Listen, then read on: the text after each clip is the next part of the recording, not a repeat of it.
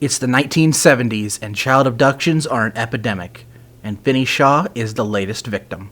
Finney soon finds himself in the basement of the Grabber, along with a phone. Finney begins getting calls through the phone, calls that may very well help him escape the basement. This is the Black Phone.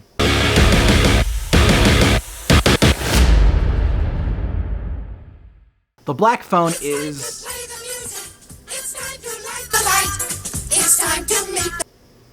Hello?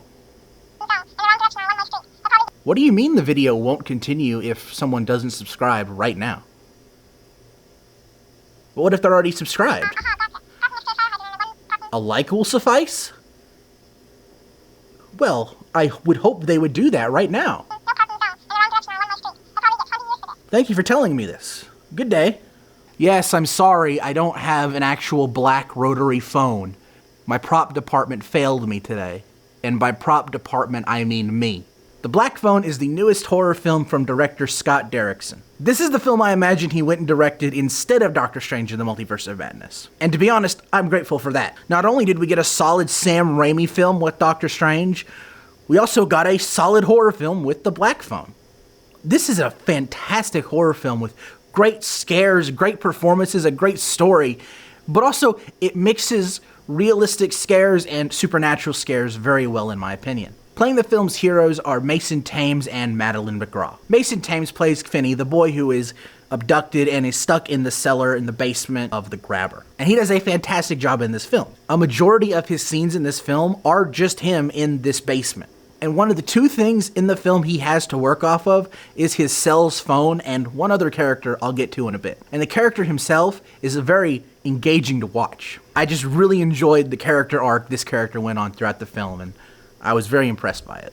Playing his sister Gwen is Madeline McGraw, who was just as good as Mason if you ask me. There is one scene with her performance that just made me feel so uncomfortable with how real it felt. I'm like, Jesus Christ, this is brutal. But she delivered through that scene, and she's definitely got a future ahead of her. Now, what's a horror movie without its villain? In this, you got Ethan Hawke playing the Grabber. And silly name aside, he does a fantastic job as this creepy character. What blew my mind most about this performance is that Ethan Hawke's face is mostly concealed through the entire film. And the entire performance is a creepy vocal performance, and he delivers so well on that. The character of the Grabber is a creep in every sense of the word, but Ethan Hawke played him extremely well. What I think I enjoyed the most about this movie was its ability to take realistic horror with abductions and creepy mofos and mix it well with supernatural horror.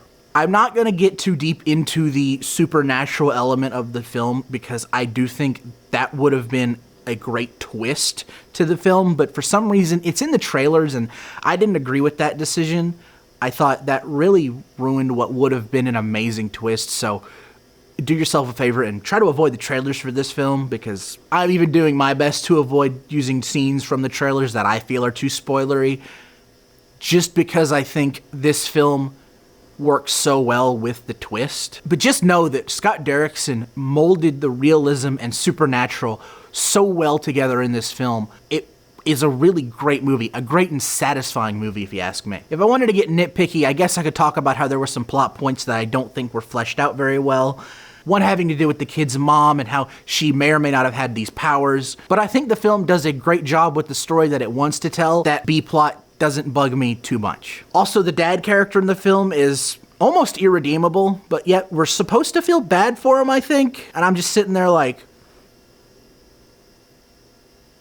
I don't know. But other than those, like, little nitpicks, this is still a solid horror film from a great director. I love the trend of directors directing an MCU film, but then going on to direct a original film that is just as good, if not better at times, than the MCU film. I want more of that.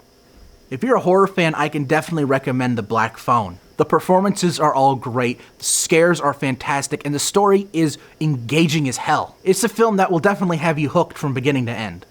If you enjoyed this review, please hit that like button, and if you want to see more, be sure to hit that subscribe button and ring that bell to be notified when my next review drops. Until next time, I'm Quint Dunaway, hoping you will keep it cinematic.